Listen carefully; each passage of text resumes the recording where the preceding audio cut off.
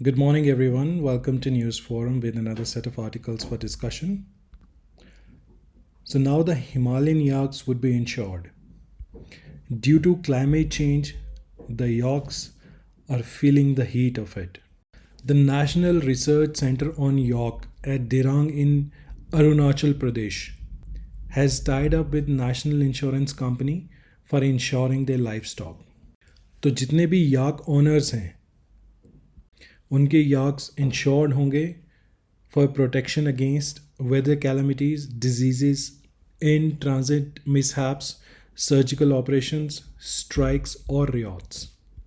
जो wild yak है it's currently considered to be vulnerable.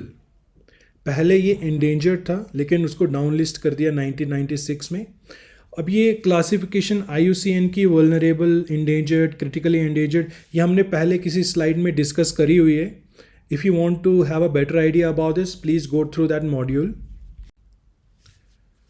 जो टोटल पॉपुलेशन है याक की इट्स एस्टिमेटेड अबाउट 58,000. सबसे ज़्यादा जो है लद्दाख यूटी में है, उसके बाद अरुणाचल प्रदेश, फिर सिक्किम, फिर हिमाचल प्रदेश, फिर West Bengal and Uttarakhand. It may come as a surprise to many of you that जो वेस्ट बंगाल है it's also a Himalayan state. जो उसके अपर पार्ट्स हैं वेस्ट बंगाल के, दार्जिलिंग एंड ऑल, वहाँ पे हिमालयाज़ के रेंजेस पास करते हैं उसमें से. The next topic is about inflation. जो अभी इन्फ्लेशन है, फाइनेंस मिनिस्ट्री ने ये कहा है it's due to higher food inflation.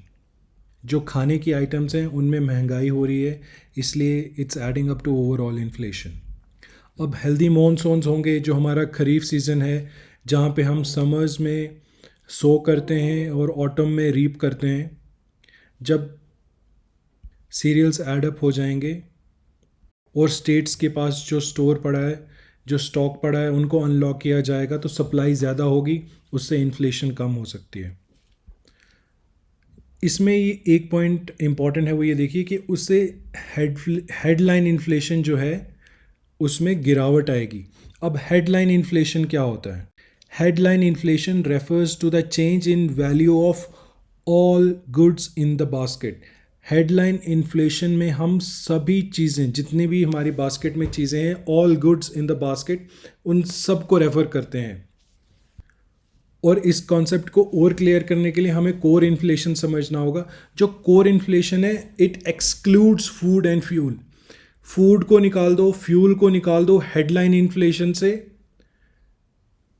तो कोर इन्फ्लेशन हो जाता है. अगर हम उस बास्केट में जिसको हम हेडलाइन इन्फ्लेशन के लिए एज अ रेफरेंस यूज़ करते हैं, उस बास्केट में से अगर हम फूड एंड फ्यूल को निकाल दें तो कोर इन्फ्लेशन मिलता है. क्योंकि फूड और फ्यूल की जो आइटम्स हैं उनके प्राइसेस बहुत ही ऊपर नीचे होते रहते हैं. They fluctuate a lot and therefore अगर खाने की जो इन्फ्लेशन, जो फूड इन्फ्लेशन है, उसमें गिरावट होगी तो हेडलाइन इन्फ्लेशन में भी गिरावट होगी. अब दो कॉन्सेप्ट्स और हैं, एक कंज्यूमर प्राइस इंडेक्स होता है और एक होलसेल प्राइस इंडेक्स होता है. कंज्यूमर प्राइस इंडेक्स जो है it primarily tracks the change in retail prices of essential goods and services.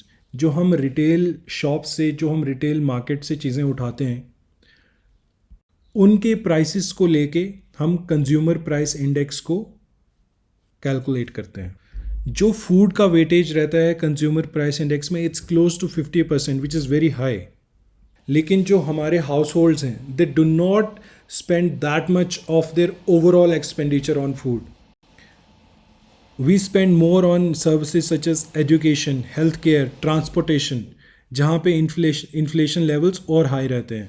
जो कंज्यूमर प्राइस इंडेक्स है it's published monthly by Central Statistical Organisation, CSO publish करता है इसको.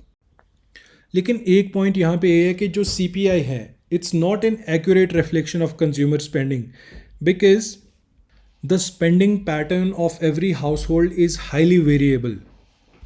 और जो दूसरा इंडेक्स है दैट्स होलसेल प्राइस इंडेक्स. यहाँ पे जो प्राइसेस को मेजर किया जाता है वो होलसेल लेवल पे किया जाता है.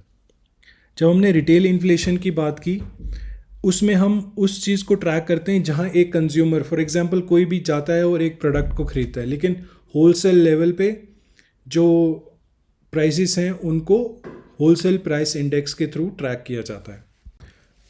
जब होलसेल में चीज़ बिकती है फिर उसमें ट्रांसपोर्टेशन चार्जेस ऐड होते हैं जो एडिशनल कॉस्ट ऑफ ट्रांसपोर्टेशन है, और उसके बाद जब वो रिटेल सेंटर में जाती है तो वहाँ पे भी एक रिटेल मार्कअप प्राइस होता है which adds to the actual cost of the product, जिसको हम रिटेल मार्जिन भी कहते हैं।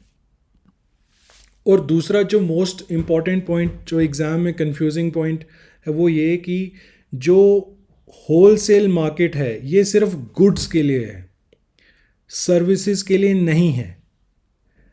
Wholesale price index does not include services whereas retail price index does. आप सर्विसेज को होलसेल में नहीं खरीद सकते, you can only buy goods in wholesale. और जो महंगाई है, इन्फ्लेशन, इसका नेट रिजल्ट क्या होता है कि आपका जो पैसा है उसकी वैल्यू डिक्रीज हो जाती है।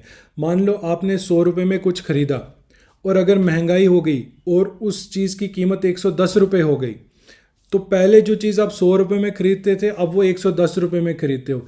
इसका यही मतलब हुआ जो आपका पैसा है उसकी वैल्यू गिर गई। और होलसेल प्राइस इंडेक्स को कौन पब्लिश करता है?